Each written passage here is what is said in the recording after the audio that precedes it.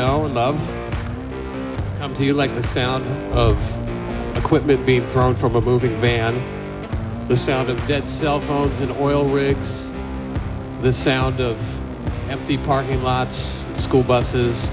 They love to live and live to love. Ladies and gentlemen, Jesus Children of America, the White Stripes.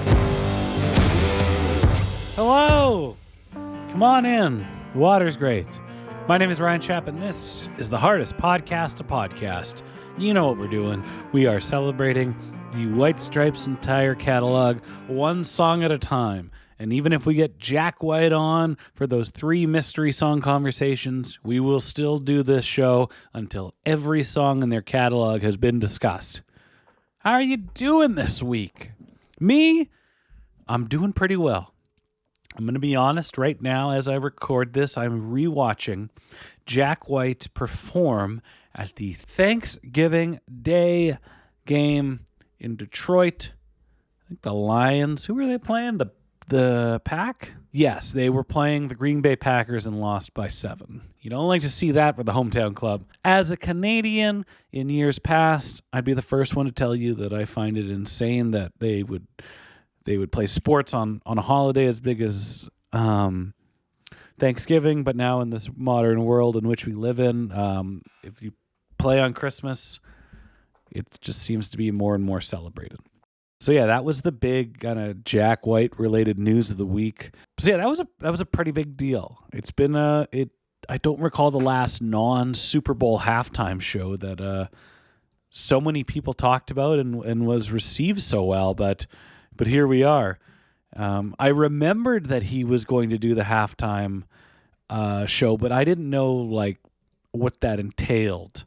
I didn't know if that was just like, in-house only, or I have any idea it'd be a big presentation like it was. So it was awesome. Obviously we're at work here in Canada on Thanksgiving. Several people texted me that this performance was coming up, to which I greatly thank them. That's the thing about being the Jack White Stripes person in your social circle is, they give you the heads up. So I turn this on and I turn on the football game and I say to my coworkers, I'm like, I'm not watching football. Don't worry, I'm not here to watch a football game. I'm here to watch Jack White perform. And in my head leading up to it, I'm like, okay, he'll probably play. He'll probably do That's How I'm Feeling. He'll close the Seven Nation Army and then something in the middle. And the something in the middle was not something that I could have thought of in a million years. So he blisters through That's How I'm Feeling, and I think it's awesome. And my first thought is, everything's live. There's no, nobody is lip syncing. This is a mic'd up band, and that's cool because if you know about the complexities of a halftime show or a performance for television, it's incredibly hard, and you got to focus on so much more and jump through so many hoops. So you kind of understand why bands might play to a tape but have live mics, that kind of thing. So immediately I'm watching, I'm like, okay, this is awesome. They are live and in living color. And they do That's How I'm Feeling, abridged version, and it's sick, and that's a great song. And then they start playing Hello Operator, which I'm not going to lie, I've been noticing more and more since our crossover episode with the Third Men podcast when we talked about Hello Operator.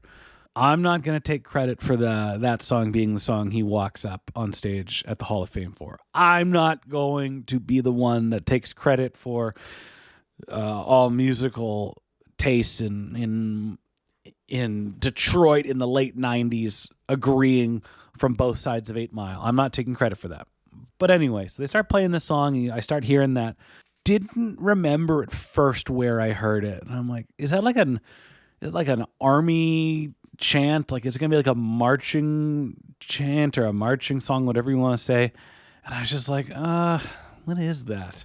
And then I heard it again. And I'm like, isn't it from Till I Collapse? And I'm like, that does sound familiar. Maybe they're giving like a nod to Eminem. And then sure enough, as I can think that, Jack White announces Slim Shady. And he comes out. The next thing you know, you have Eminem with Jack White, Patrick Keeler, Dominic, and Bobby, and he's rapping Till I Collapse in a mashup of Hello Operator. I think the dumbest thing, not the dumbest, the thing I don't use, the trope I don't use is, I didn't see that on my bingo card. Well, yeah, bingo cards are random. I didn't see that I didn't expect to see that. I thought it was cool as hell. I thought the performance reached way more people than I thought it would, and rightfully so, because it was very cool, very well done, and he comes, and Jack White, every now and then he comes out and he says, hey, I'm going to remind you how good I am. I'm going to remind you of how powerful these songs are and how give me 7 minutes. I'll make it special. So that was a sick performance.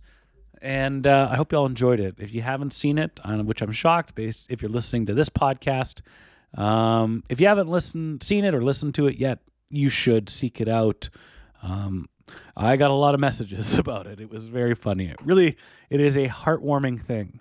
Much like when the Mariners do something good or bad, anytime Jack White does something big in the public, in the kind of general public's eye, I hear about it. So we're talking with a new friend of the show, Zach Butcher, about the song Jimmy the Exploder. The first song on the White Stripes discography, if you think about it. This is the welcome mat to their catalog, and as we discuss, it does an amazing job doing so. It does an amazing job welcoming you to the ride and to the journey. Before we do that, I got to tell you, if you like what we're doing, if you want to support this show, if you got a few dollars that you can throw this way, I know it's the Christmas season, and that is tough, and things are tight. But if you like the show and you want to support it, buymeacoffee.com/hardestpodtopod. That's right. Go to buymeacoffee.com/hardestpodtopod.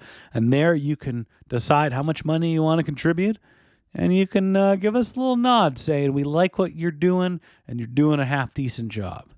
If you don't think I'm doing a half-decent job, but you still like it, you can just do the age-old podcast support things. Rating and reviewing on your platforms of choice, especially on Spotify. You can leave comments on Spotify. You can follow us on our social media channels. We're everywhere. We are everywhere except the Everything app known as X. So find us Hardest Pod to Pod.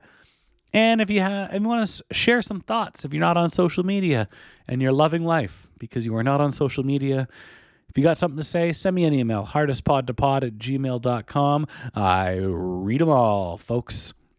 I mean, there's not a lot. I'm just letting you know that I'll probably read it quite quickly and respond quite quickly. Still watching this performance. Jack's doing Seven Nation Army now, just giving her on that hollow body. Detroit Lions cheerleaders are having a good time. These people are fired up. I'm not sure what they were paid or what they were told to do, but it seems authentic, so I'm going to give it to them. All right, it's time now for the call to action. You know why we do this. We want the fat cats at Third Man and the fat cats in the record industry who we might have sympathy for. We want them to know that when we do an episode and release an episode about a specific song, it directly correlates to their streaming numbers, their data, and their metrics.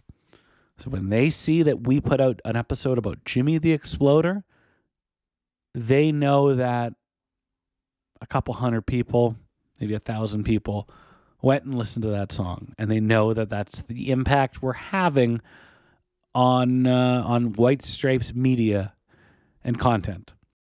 So, in an effort to have it as fresh in your minds as it was in Zach and my minds, hit pause on this podcast, go to your streaming platform of choice, go to the first album. It's just called The White Stripes. Find the first song. It's easy to find. It is Jimmy the Exploder. It's outstanding. It's a banger and a half, and it's one of their oldest songs. And it dates back a long while in the White Stripes history. Okay, now that you have listened to Jimmy the Exploder, and then you've marveled for a minute or two at how well Till I Collapse works with Hello Operator in a hip-hop, garage rock mashup at a Detroit Lions game. Now that you've done all that and you've internalized all that, let's listen to Zach and I talking about Jimmy the Exploder.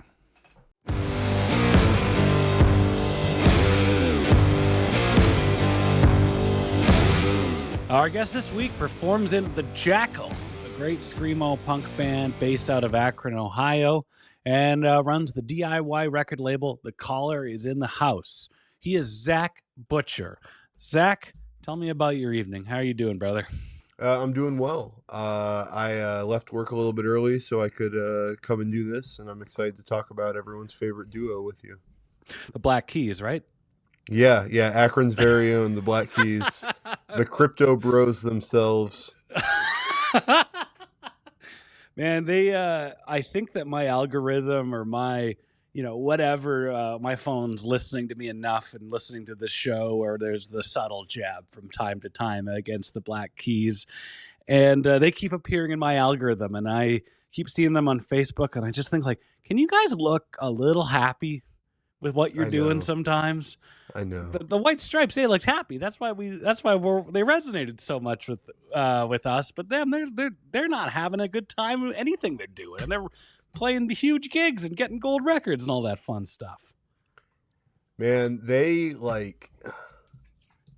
Brothers, I think, is my cutoff with them, and even then, it's that I haven't willingly listened to the Black Keys in probably 10 years, so I don't know if I even have brothers anymore.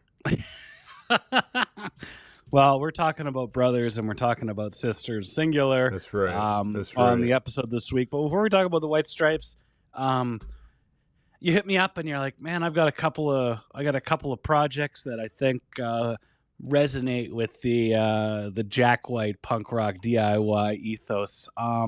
Tell me about your DIY label, The Caller is in the House, which is a very good name, if I might say so myself. Thank you. So The Caller is in the House, shout out Canada, is a reference to Black Christmas, which was Halloween 4 years before Halloween, the true home invasion movie. And it's a DIY label that I run. It's mostly cassette. We've done vinyl once or twice. Yeah. I dub all the tapes myself. It's, I work at a library. I print all the J cards at work. Don't tell my boss. I ain't saying shit. It's mostly like punk, hardcore, screamo, like whatever. But every once in a while I'll hear something that isn't in like that heavier vein, and I'll be like drawn into it, and I'm just like, oh well, this is what I want to put out. And I put out a band called Dr. Fang and the Bats recently, which is a 5-piece garage band, and they've got keyboard, they've got fuzzy guitar, they've got a guy named Ed playing drums, they've got everything that you would love. Yeah, they've got everything you would love. And I mean, just in terms of like the scope of where music is like right now, like obviously there are all those, I don't know, it's quite frankly it's been difficult and hard and to release independent music, in any era, but like why is having a record label, a DIY record label like you have going right now, important in your scene and just in this kind of creative world we're in 2025? So I started the label because I believed in this band, and they didn't know how to do anything, and I was like, oh well, I'll just do it all for you. Like I'll put out your stuff, I'll help you with tapes, this, that, the other. And then one band became like 4, became this, became that, and I'm now 30, and I just before Dr. Fang, I put out this 4-song demo for this band of high schoolers from Columbus called Sycamore. And I was like, I remember being in high school and wanting to be in a band. So seeing like their drummer is a 14-year-old, seeing a 14-year-old kid like put out music, I'm like, that's the coolest motherfucker out there. It's this kid named Aiden. Like, I'm like, shout out Aiden. Good for you. Like, but it rules. And, to be part of that, to let anyone know, like, yo, what you're doing is so good that me, a stranger, believes in you, Yeah, I think is the least I can offer.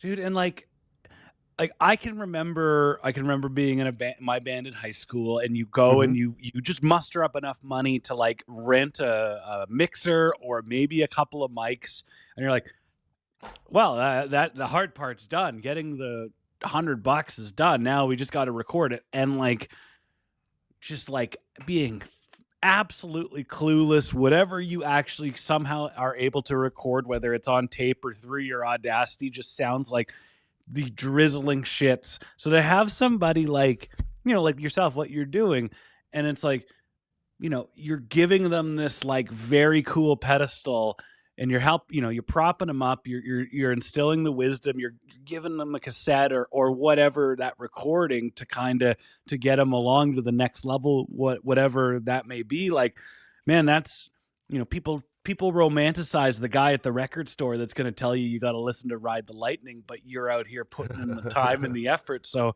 I think that's really sick, and I think that I think it's very the contributions you're making to these people's are, especially like the kids, it's like very underestimated how powerful that is, and to come across somebody that's not a piece of shit, that just wants to help make music and make art and kind of show you what you're capable of. Like, all the power to you, man. I appreciate that. Yeah, dude, thank you. Those kids in Sycamore, like a band that I had followed had reposted their demo, and I listened to it, and I reached out to them and was like, "This is really good. Like, what's up with this?" And they were like, Yeah. "Oh, we just took all three of our cell phones and recorded it." And I was like, "That's awesome. That's genius. Like, that's so cool." Put one by the drums. That'll do it. Right? Right? I was like, "That's awesome." And they were like, "Yeah." And I was like, "Well, so I'm designing this J card. Do you have the lyrics for any of these songs?" And the Yeah. vocalist was like, "I don't remember what I said for any of them." And I was like, "That's even better. Great. Whatever."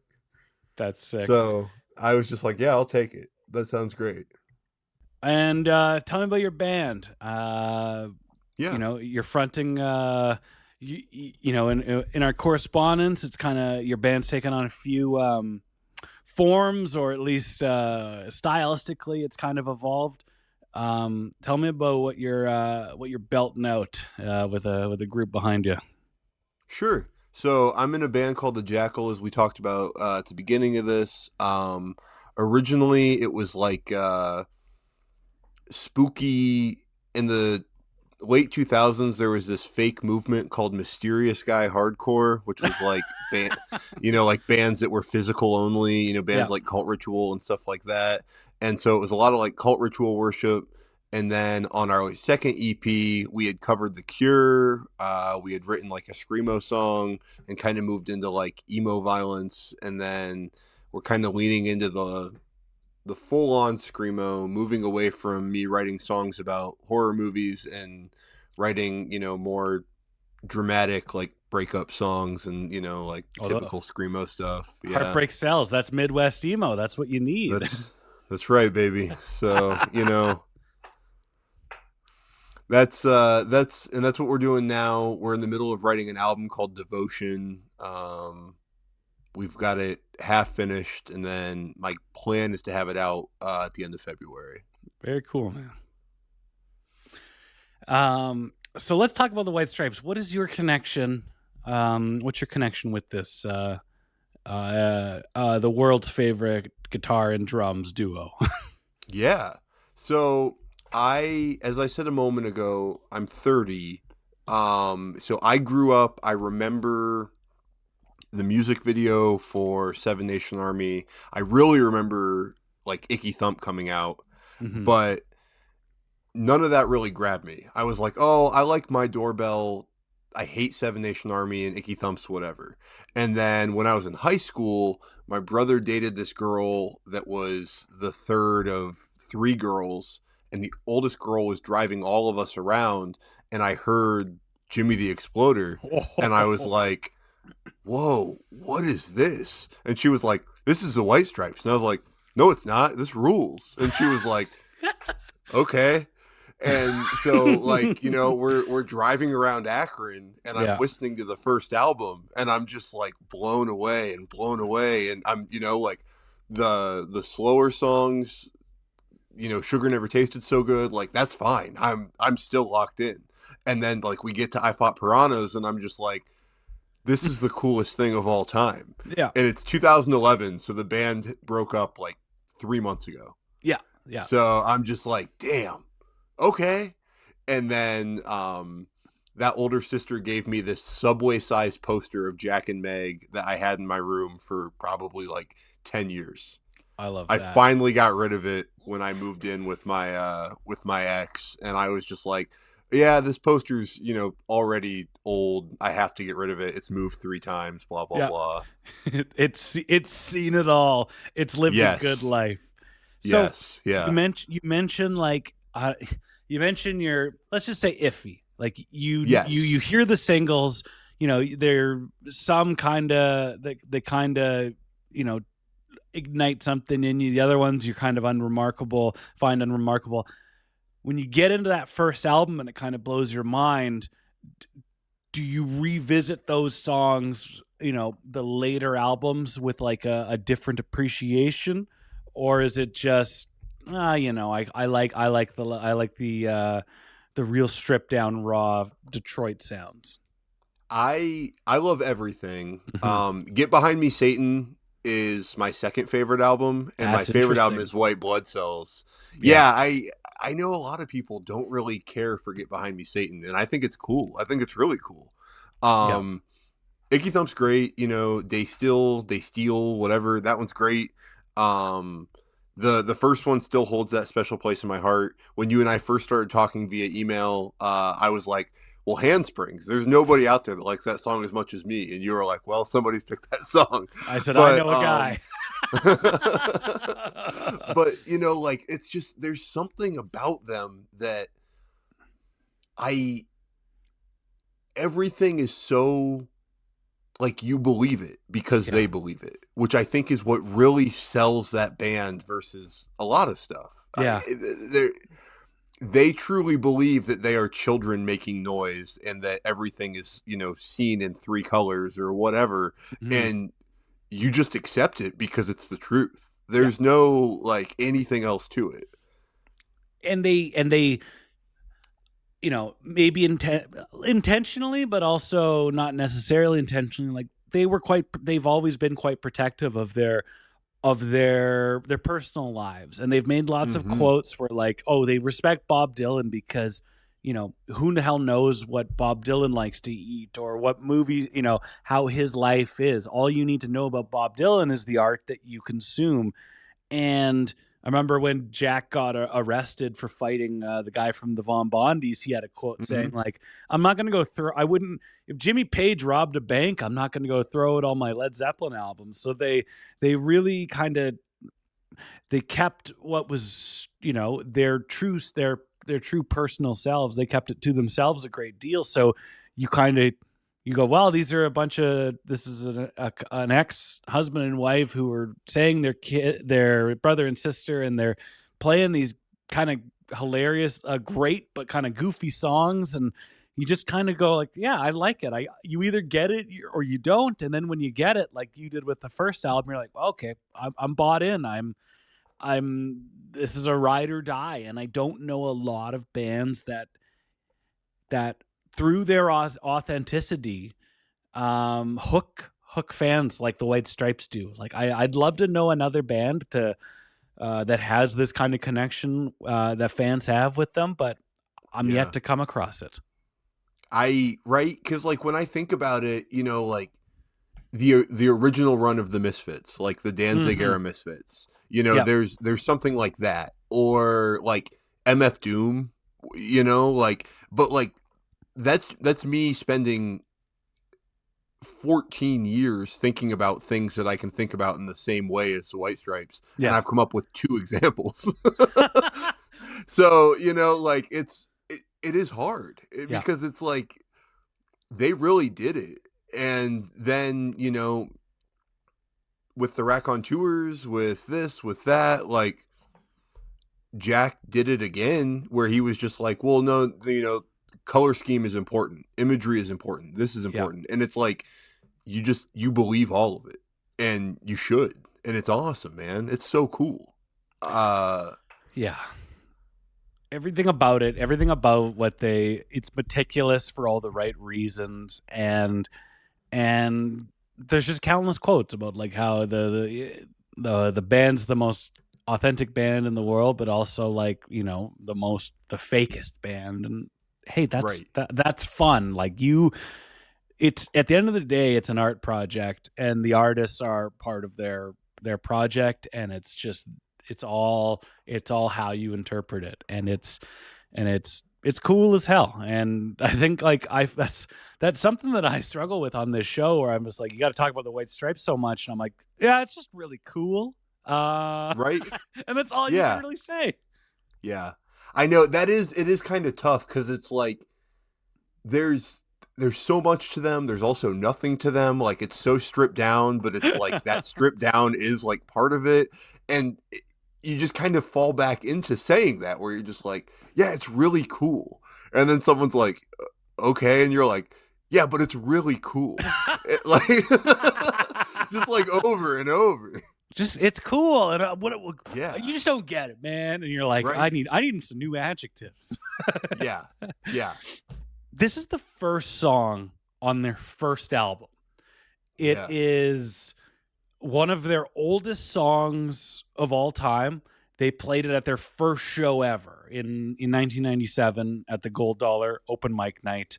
They played 3 songs: St. James Infirmary, Jimmy the Exploder, and Love Potion Number 9, which was really the song that convinced Jack that the way he played with the way Meg played and the way it all came together, it was on that thrown together cover of Love Potion Number 9 that it made sense to him, and it really blew his mind a bit.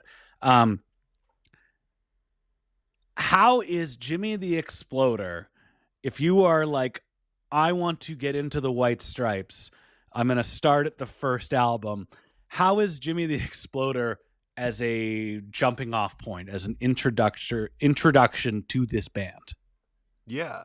I think that Jimmy the Exploder is a perfect example of the White Stripes, because it's, I won't say nonsense, but it's childish lyrics about a childish idea, like, and it's got just about everything that the White Stripes are known for. The only thing it's missing is like a piano or a keyboard, which is a little bit later anyway. But it's got the bulk of what makes the White Stripes them. It's that childlike story. When I've got a niece who's 9 years old, when she was little, she used to want to hear this song, and she was like, I want to hear the Monkey Song. And I was like, oh, okay, cool. But it's like, it sells actual children even, like my niece, I got a video of my niece listening to I Think I Smell a Rat, and referring it to the Rat song, and that it was Unky Ryan music. So what you're saying resonates, and it's true, because I've always known what the song is about, and I've just like internalized, like, yep, it's a silly song. But when you listen to it, you're like, oh, for somebody that's deciding to get into this band, the first song that you hear is Jimmy the Exploder. It is about a monkey jumping on a bed that blows things up that it sees that aren't red. And it's like immediately goofy when you kind of take a step back and like, what is this about? And so it perfectly encapsulates the band, and it's one of their for being one of their oldest songs, it's oddly dynamic. It's got not a lot of White Stripes songs have a unique intro or breakdowns or bridges, and like for one of their oldest songs, it's got a lot. And for depth, I was listening to it a bunch of times before we hopped on, and I'm like, I've never noticed that tambourine before. Right. And you're like, this is, for a stripped down simplistic band, and for a song that was one of their first, it It's got a lot happening in it, and it all kind of makes sense. And it really goes, man. Like when you listen to it, I'm sure you listened to it in preparation for this. Like what stood out Yeah. to you? What kind of resonated with you? I listened to it and I was just like, it still has the same like magic feeling that it did when I was in this girl's car at the age of 16, Yeah. where it's got like that punk guitar that you can only really get with like the Detroit sound. Yeah. It's got Meg's drums, which are their own character in the band, but then it just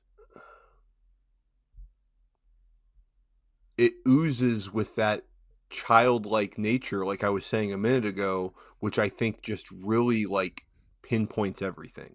There's really something about that, because there's some White Stripes songs, where I don't necessarily want to say it's more mature, but it's a little bit more than like a child. It's like a high school kid, let's say. Think about the first song that you wanted to do. Handsprings is about a jealous guy being in a difficult spot and treating a woman quite poorly, or treating a partner, and it's really talking about the struggles that you enter in your teens and in your 20s, and hopefully by your 30s you've figured it out. But this song is just about like goofy little make me ups and jumping on a bed. Like it's really you have to put yourself in an adolescent mind to just even decide to decide to comprehend the lyrics. So it encapsulates it perfectly. Yes. I think it's a great image for a band that, like that is their image, or it's a great soundtrack for that image. Totally. And in songs that follow it, Big Three Killed My Baby, it kind of takes you right out of that, that childlike whimsy. But, everything you read about the band is, outside of the simplicity and the rawness, is like the childlike imagery. And the first song on the first record tells that very well. And I just thought about it now. The last song on the last album is Effect and Cause, and goddamn does that sure do it as well. Perfect bookends to their discography. I think we just uncovered something genius here. Jack had a quote. I forget when. This is an older quote, and he goes, Meg was playing so childishly. Everyone I'd ever played with were like male drummers. I'd been writing all these childish songs like Jimmy the Exploder from our first album. This story I made up about this monkey who exploded things that weren't the color red. So when Meg started playing that way, I was like, man, don't even practice. This is perfect. I always thought that that Jimmy the Exploder, especially with the intro, and the drumming in general, I always perceived it as one of their more complex songs. Like Meg is doing such a anything, the polar opposite of a 4 on the floor beat, and to think that like that's the first, one of the first things that she plays on this, like it's funny to think that I perceived it as so technically sound when in really it's as simple and as, in the nicest way possible, unskillful as possible. Mm-hmm. And it's like, are you familiar with the band The Shags? I'm not. Tell me about them. They're a band that you'd think is fake. Everything I'm going to tell you is true. So the Shags were this band of 3 sisters. The dad went to a fortune teller, and the fortune teller said that the kids were going to be famous. So he forced them to be in a band and make music, and he forced them to play at like he owned like a a bar, let's say, Sure. and he forced them to play at this bar, and he was like, well, invite all your friends. None of them knew how to play any instruments. So it's like, on one hand, the Shag's music is almost anti-music because it's so like nonsense. It's so hard to listen to, but it's like you listen to it a little bit and you're like, you kind of get like hooked on it. Sure. But then on the other hand, it is so complex because they have no idea what they're doing. There's no rhythm. There's no this, there's no that. And, I understand that there's people out there that want to say bad things about Meg. Those people should all be round up. But, like, I think that Meg's drumming, sometimes it's so simple that it's hard as hell. Because it's like, you have to, like, really, really know what you're doing to, like, keep up with it. And I think that it works. And Jimmy the Exploder is a great example of that, where it's like this dun, dun, dun, dun, dun, dun, like, yeah, and you're like, well, fuck, okay. And then it kind of picks up and goes into the song itself, but, like, that is hard. It's not easy to just replicate that, So, Jack's current touring bass player, his childhood friend Dominic, he actually commented on one of our Instagram reels, and we were talking about Meg's playing, and he said, of all of the songs that we, they track and rehearse with all the drummers they've had in Jack's touring bands, White Stripes songs are the hardest to essentially replicate. And I like, the more you it's like the more you know and the more experience you have with normal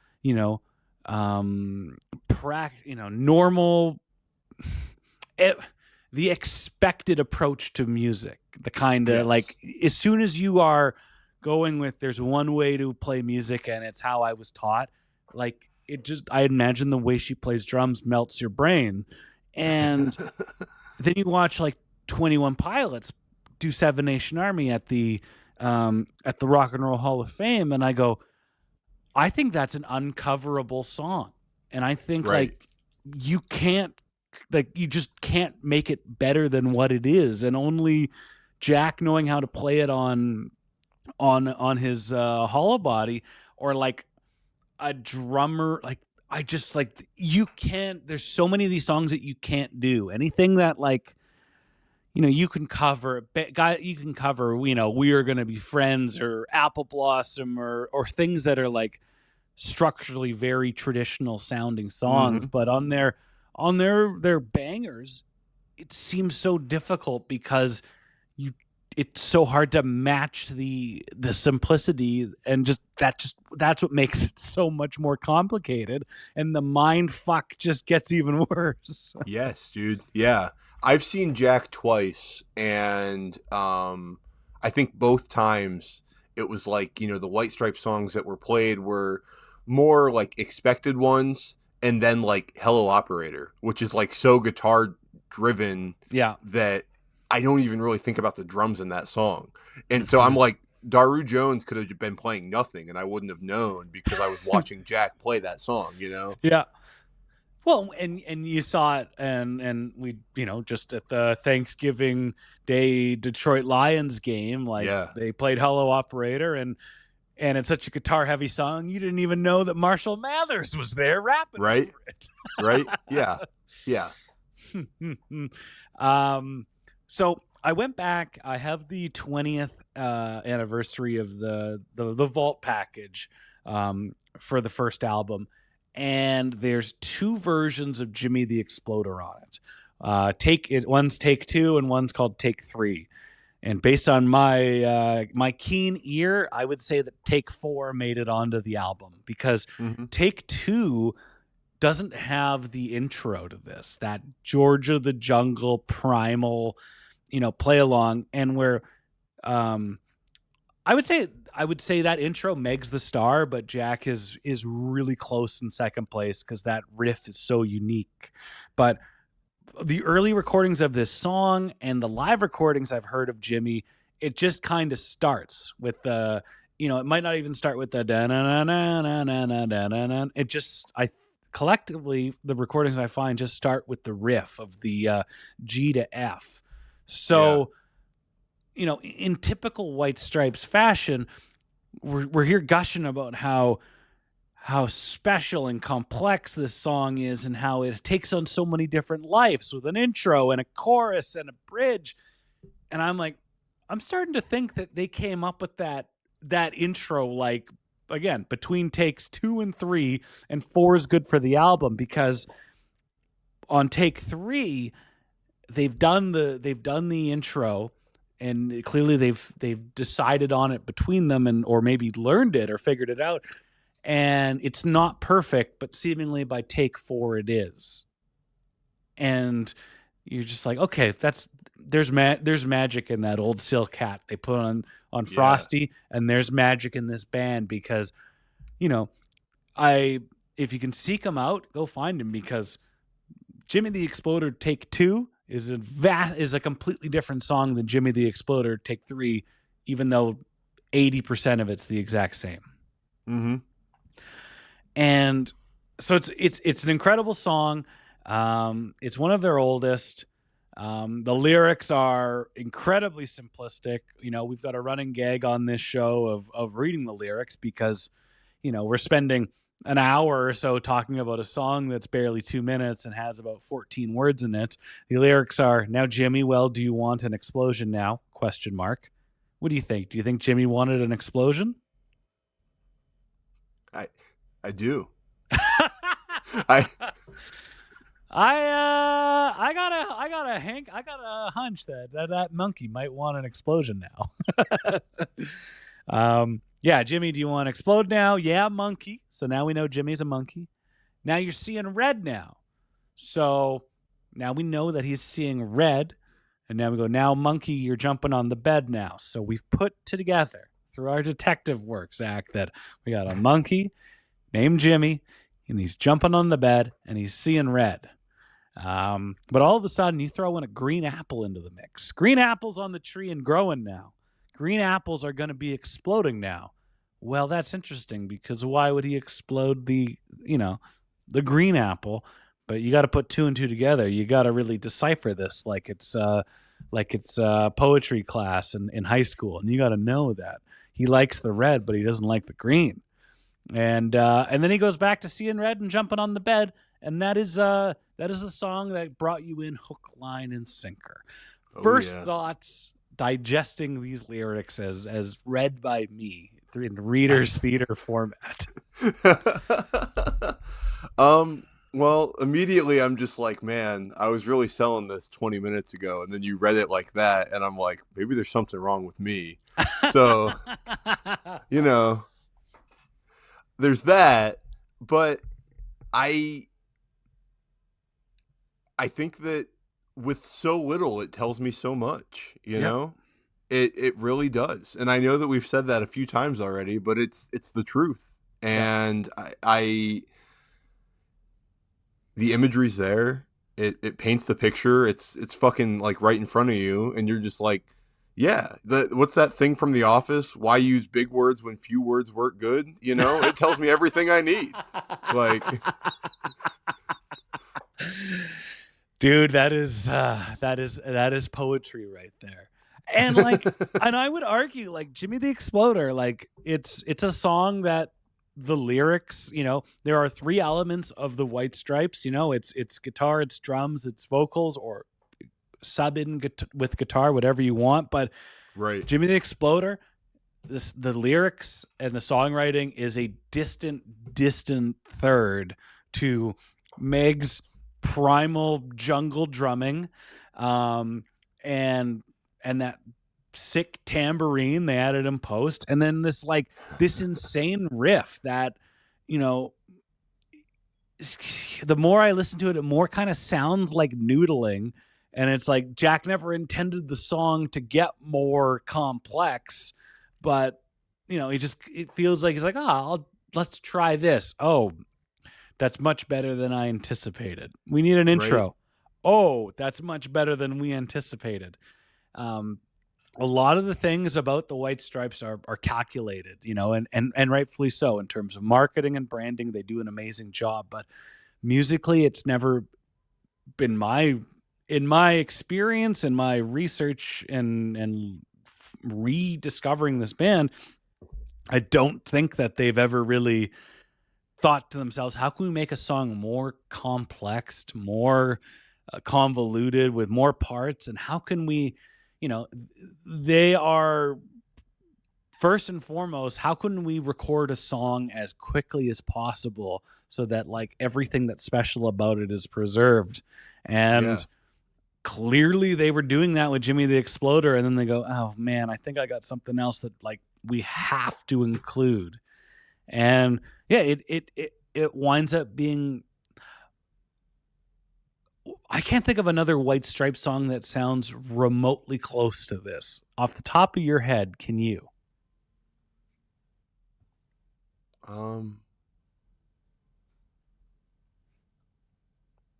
Now there's maybe like not Red Death at 6:14, where it's like, yeah, I'll give you that. Kind of funky in every way, but for the most part, like the true blue, like actual White Stripes songs, they're so formulaic in that way, where it's like the tougher stuff is like the blues covers. Yeah, Like, totally. Good Lord, Send Me an Angel Down, or something else where it's like there's like Blackjack Davy. But yeah, no, dude, it really is just like this like shot in the pan for a band that's already a shot in the pan. Like that's very well said. First The Office and now that. You're on a roll tonight, my man. Let's dive into the song's legacy. There's a couple reviews. We're always quick to bash Pitchfork, although they gave the first album, the reissue, I should say, 8.3 out of 10, which I'd say that's a very nice, sensible review of this record. A solid B plus. But I mean, this is Jack White's favorite album, so I'm sure he could tell you that he could bump that up a bit. But they say this about the first album. Every Brit band who's ever blown an amp before you were born gets amalgamized on Jimmy the Exploder, and ass is simply kicked by the falsetto twists and Pepsi bottle percussion breakdowns of broken bricks. Jimmy's a great song because I think the White Stripes at their best, they are the loudest band in the room, and then within the same breath they can be the quietest band in the room.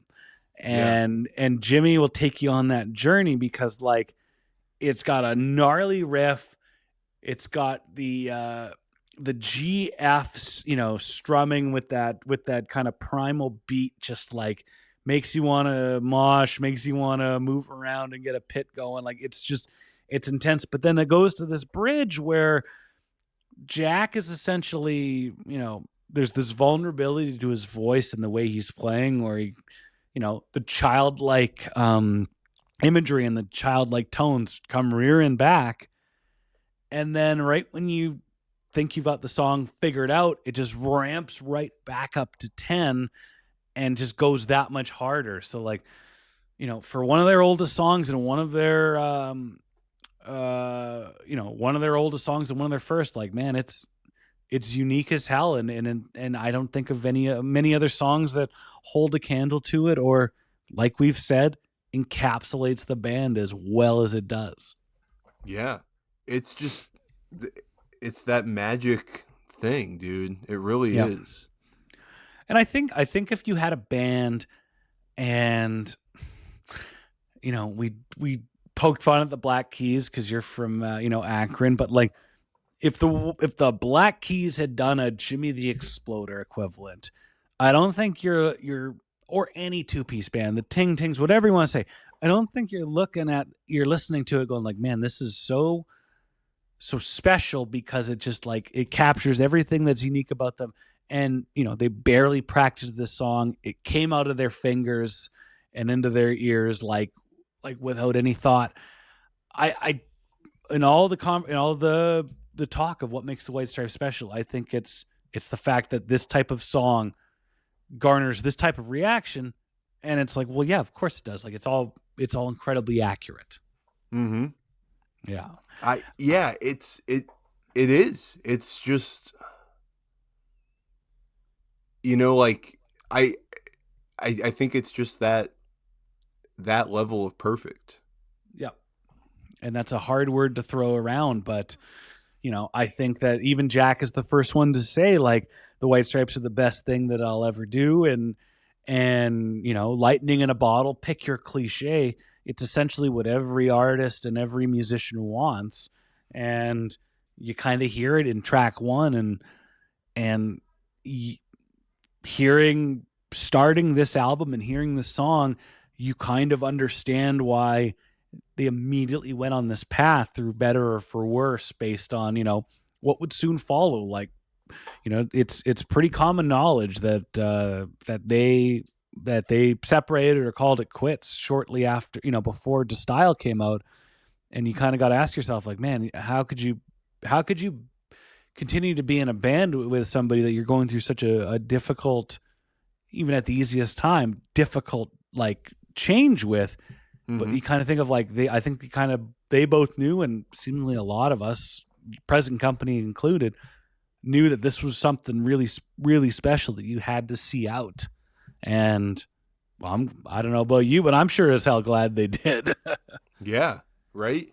It's starting with this, and then I've spent many hours with White Blood Cells, so getting that, I'm fucking glad. I'm so glad that they stuck it out. Yeah, just like I hear this and I just go, I'm glad you decided to goof around with Love Potion number 9, and I'm glad you did the difficult stuff for the good of art, because I feel like all the decisions they made were seemingly the right ones, regardless of how easy they were.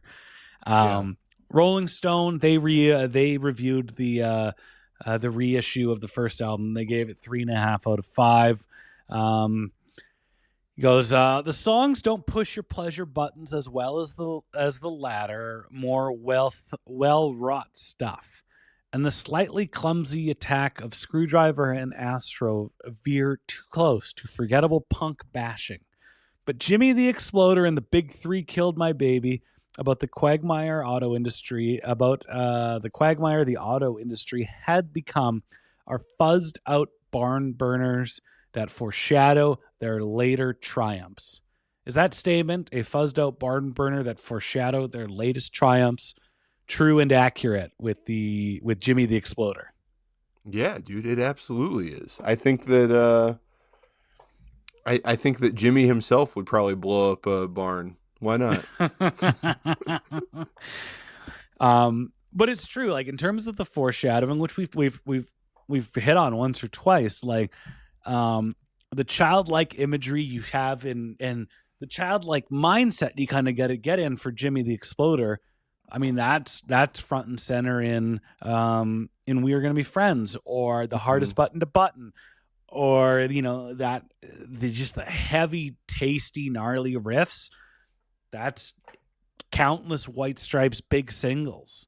So it's true. Like those first couple songs off the first album, they paint the damn picture for this band, for their entire run. It might sound sonically, it might sound a little different aesthetically.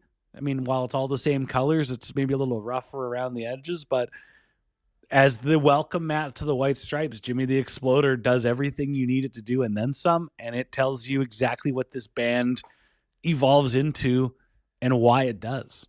Yeah. I think that not just Jimmy, but looking at the first 3 tracks of that first album, that offers just about everything that the band would want. And like Jimmy offers the crunchy guitar, some of that softer stuff with like the Green Apple Bridge, and then the second track is a cover of Stop Breaking Down. So it's like, okay, cool, here's say no more about Stop Breaking Down. The man they're covering, like, it just that sets you up for how many more albums. Exactly. And then the third track being Big Three Killed My Baby, and there's a there's a Black Flag reference in there with the lyrics. You know, there's Awesome. some punk stuff in there, and then just talking about Detroit as a character, Yeah. it's all like right there. And you know, in typical Jack fashion, he's like, I got 3 songs that'll tell you everything I'm going to do for the next 15 fucking years. And it's done, you know, it's set. Yeah. And when you put it that way, when you go back and listen to that, it makes perfect sense why that first album is his self-described favorite, because it paints the picture perfectly. Those three songs that open the record, I would say no other album does it as well as this one. You know, there are bigger albums and bigger and better songs, but in terms of painting the White Stripes picture, the debut album does it. And it sounds like the most miserable, hard-ass sound that Detroit can sound like. So it's the love letter to Detroit. So yeah, I'd say it's very special, and yeah, it gears you up for a solid decade run here. The song was first played regarding its live history. The song was first played at the Gold Dollar, which if you don't follow us on Instagram yet, please go and do, because our last episode with Melissa, who covered on the White Stripes, she gave a very accurate depiction of what the Gold Dollar was like in terms of cleanliness, but also fun. So they played it there. It was the opening. It was their first show. It was an open mic night. Like I said earlier, they played 3 songs: St. James Infirmary Blues, Jimmy the Exploder, and Love Potion No. 9. And they released it as a single. They call it the Bastille Day single. The recording of this, so it technically was a single, and it was last played at the Leeds Festival, August 29, 2004. I would recommend, Zach, I would recommend to you, and I would recommend all the listeners to seek that performance out. It is captured, it was pro shot. They are absolutely on another level in that performance, and anytime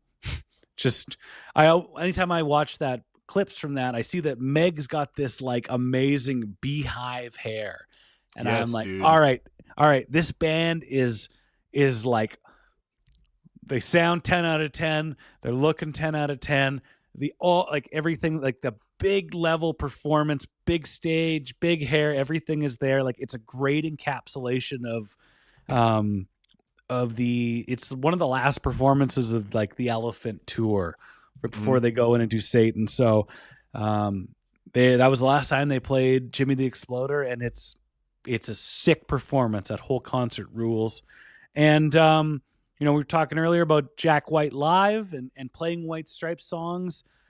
Jimmy the Exploder has never been played live by Jack as a solo artist. And Zach, I ask you this question: should it remain that way? Should Jimmy the Exploder remain a White Stripes only performance?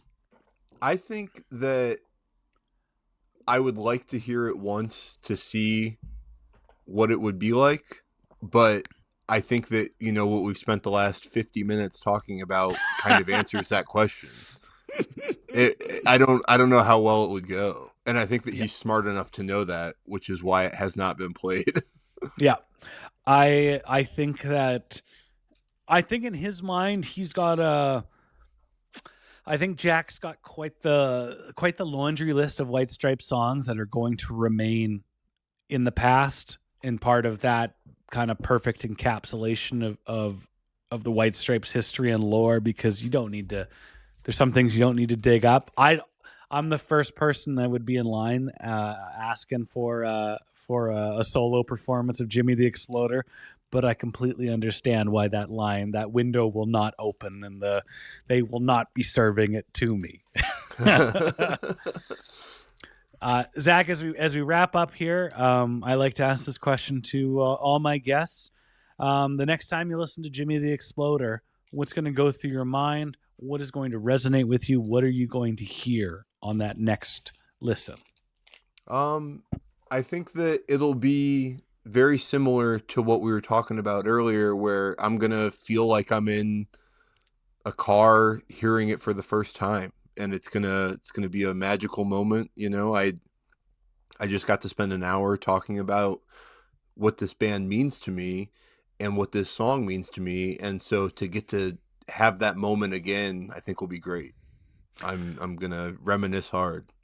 Yeah, and I think you just summed up perfectly what is so special about music. It unlocks that other side of your brain, and you get transported right to, where you were for these big life moments, and just like the fact that you can get transported right back to, your friend's oldest sister's car driving you around, driving you from Yeah. school, and you going, whoa, like, and just that, like, for all the best reasons, as little or as big, your life was a lot different after that day. Yeah.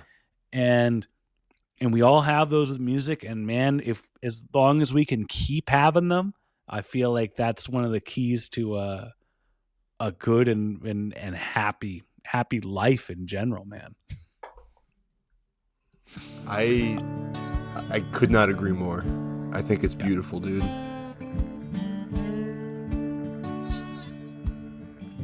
Okay, that was Zach, new friend of the show. I really enjoyed that conversation, and I didn't know what to expect. And it's I think that's my my advice to all the listeners out there. If somebody reaches out, somebody cold calls, put a reply in. See what they're all about. See what they can contribute or what you can accomplish together. Unless it's like an AI spam bot or something like that, or one of those texts you get saying you owe the postal service a bunch of money. Don't respond to those, but respond to human people. All human people. Respond to them if they're being nice and outgoing. I'm going to finish this Miller Lite. I'm going to watch the end of the Monday Night Football because I got a fantasy player in this game. And we'll be back next week with another episode, and I hope everybody's doing well. I hope you enjoyed your Thanksgiving if you're south of the border, and I hope we're all gearing up for Christmas time. What a world. Christmas once again, girl. The Hardest Podcast is hosted and produced by me, Ryan Schapp. Artwork by Caitlin Likely. Amanda Schultz is our assistant editorial producer, and she's to my left. And of course, Mike Noble is our Gato. My birthday's this week.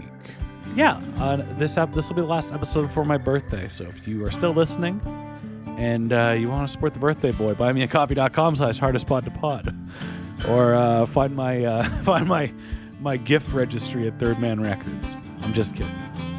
Have a good one.